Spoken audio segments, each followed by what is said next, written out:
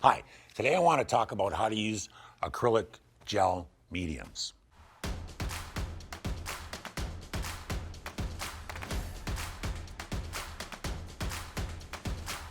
Hello everyone, my name is Mike Svob and welcome to my channel. I've been teaching and painting for over 30 years and I've decided to start this channel to help you become a better artist. If you stay with us on this channel, I will answer your questions on a weekly basis about how to become that better artist.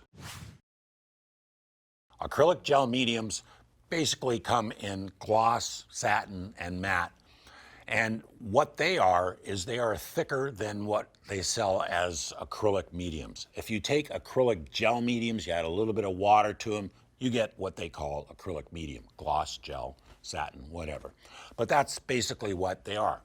Now, when would you use those? You would use those if you want to create more texture or get a thicker look to your painting, so the paint's going to be thicker. So you add the gel, you can use it as an extender as well, or an isolation layer, or a lot of other ways, but mostly it's to create some sort of texture. And the thicker the gel, the more texture it's going to create. If you want to see through it to the layer underneath, you want to use the gloss because it's clearer.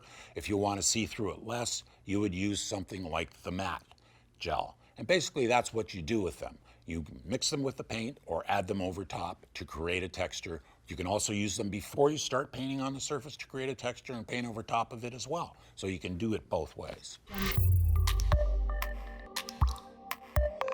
I hope you found this information useful. And I have a handout called How to Fix Your Painting, and you can get it by clicking on the link below. And thank you for watching.